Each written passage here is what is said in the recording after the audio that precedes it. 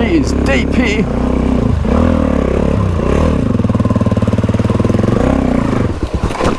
Oh no! Lance, what have I done?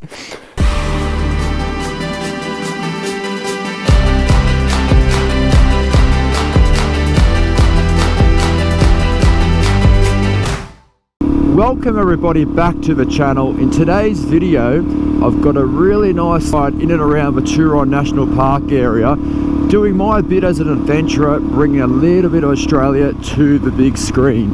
It all starts here and finishes here in the town of Kapiti. You've got fuel, supplies and a really nice vibe actually. But there's only one thing left to do, and that's for me to start exploring and getting amongst some bushland, just as a few motorbikes pull up. So the main turn off from Kapiti is only a few kilometres up the road on your left, and there is about, I would say, a couple hundreds of kilometres worth of exploring to be had in this area. The loop that I'm going to be doing is around 120 odd kilometres. There's so much to do out this way, and it's just trail after trail after trail really. Let's get amongst it. Normally when you descend something like this, that means there is a river crossing coming up, which it does show that on my maps.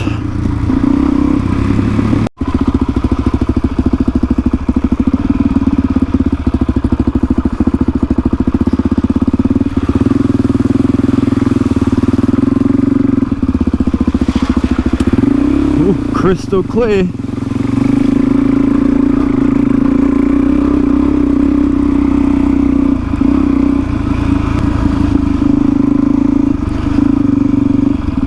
I'm just following a car that's towing a half a car, and this water looks pretty flowing.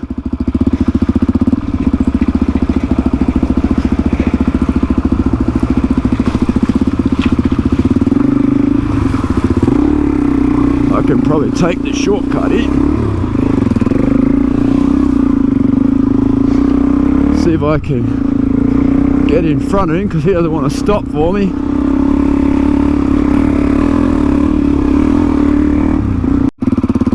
So the Turon National Park has a fair few nice tracks in it, and a lot of it does follow the Turon River.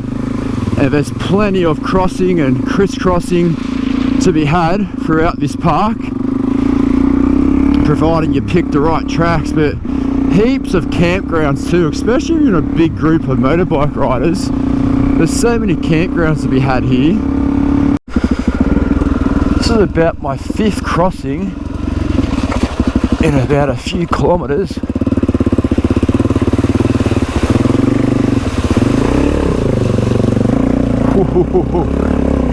She is deep here.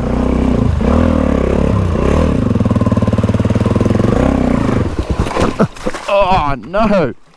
Lance, what have I done? Oh no! Oh, amateur, thrown off a little route here, and that's all she wrote. And now I'm freezing my tits off. Oh no!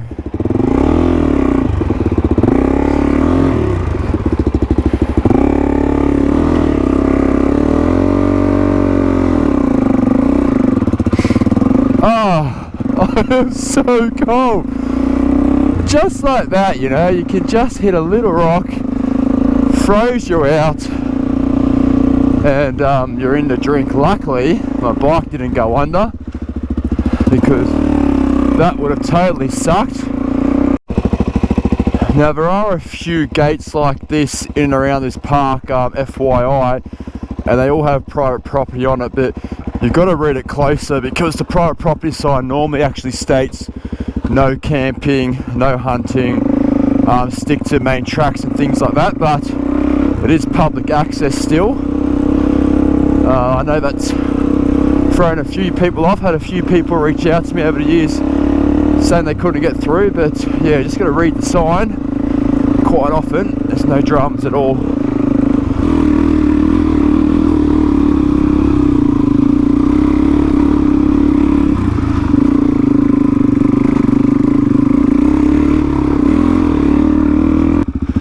Now, I don't know what it is about this place, but it's pretty standard stuff. It's a trail in the bush, but it just makes you feel so, you know, far gone from the city, when in actual fact we're not that far away from the very big towns of Western Sydney and whatnot. You can see Lithgow there in the distance, but what a lovely place to be able to camp, set up shop. Very, very nice vibes here. How is that not an inviting scene to go explore and get amongst it on a motorbike? Especially on your favourite motorbike, like my Sally for me. I'm now just coming off the main trail and heading over there to some of the state forests to then make my way up back to the Turon River. But once again, it's not a bad sight to be riding along these mountaintops. This has been, I think, my 4th gate so far, but they've all been shut and they've all been open in terms of being able to access them, which is good to know. No cranky farmers saying otherwise, which is always good. Have a look at that. Spectacular.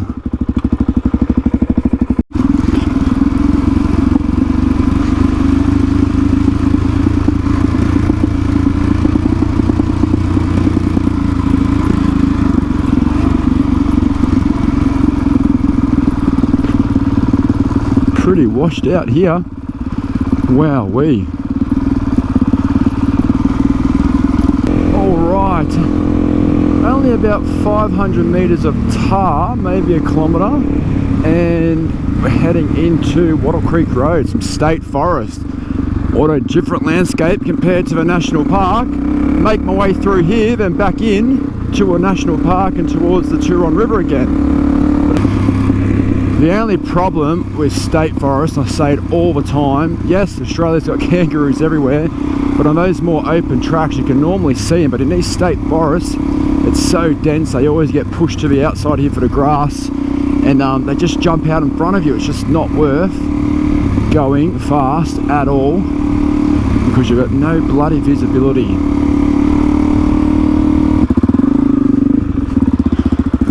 Ooh, this feels boggy. Don't fall in, don't fall in. Just baby, baby, baby. Don't want to get caked in mud. Here's my bath. Whew, potential for a bit of boggage there, but not today. Found a little jump here to test my new suspension. Oh yeah, that's sweet. Sally, you just love it nowadays. So the area that I'm in now is Turon State Forest, very close to Sunny Corner and Dark Corner, but I've never been here. So the tracks that I'm on now have been selected from the comfort of my lounge room.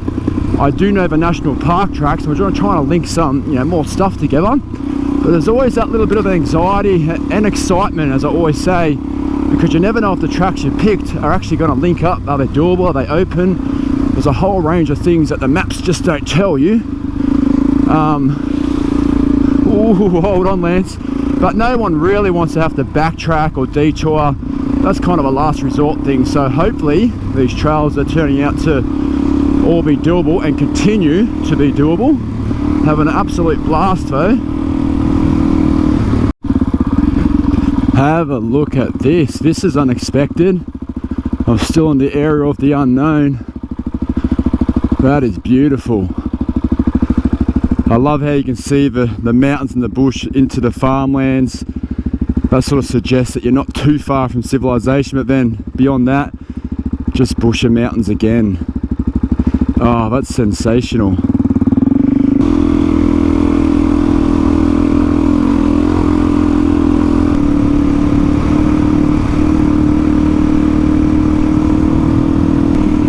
just been descending this trail through the paling yards.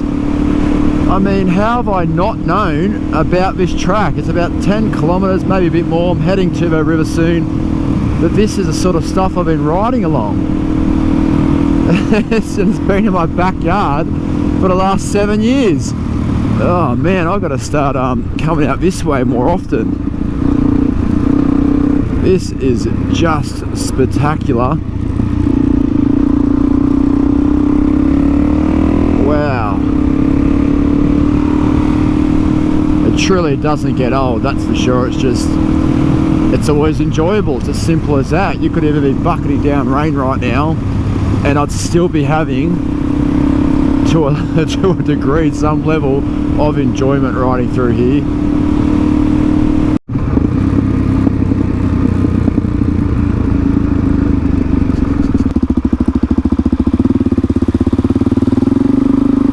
How good is this? Get my bike a little bit clean. Ooh. Crossing the Turon River again. It's probably got to be, I don't know, close to 10 times. It's not very high today, not at all.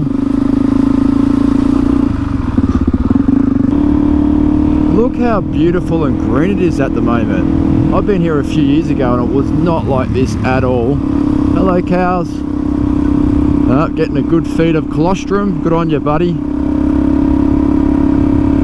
I feel like these cows must get a lot of cars and motorbikes because they didn't even budge. They probably say, yep, whatever, just another bloke on his DRZ coming on through. Check this sign out. Keep gate closed no matter what the cows tell you.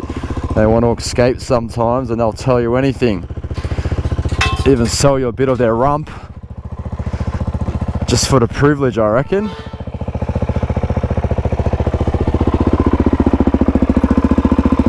So I'm just travelling back to Kapiti where we started at the beginning of the day.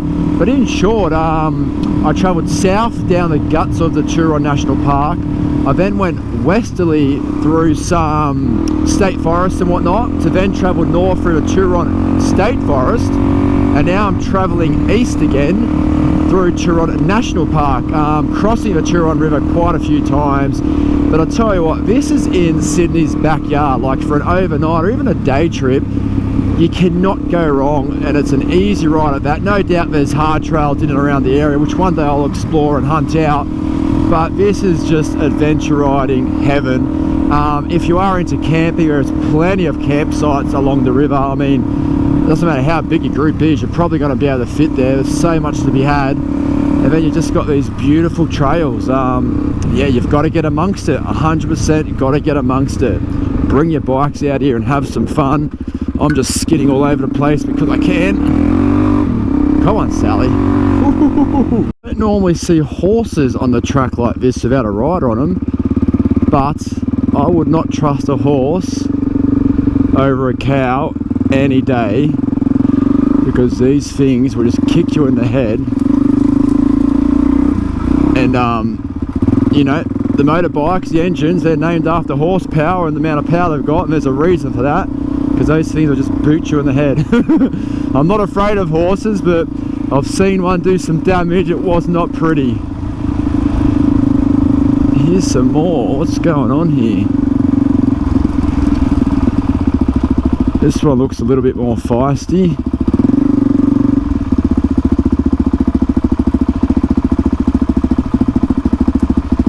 Don't do it, don't do it. Yeah, you.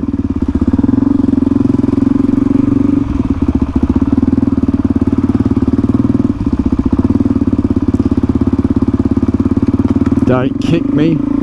Oh, they want to. I can see it. They want to kick me in the head.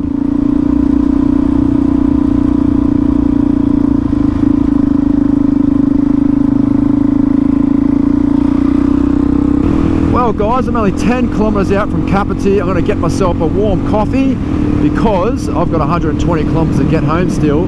But please guys, support the channel, press subscribe, comment, like, all those funky things. It really does help.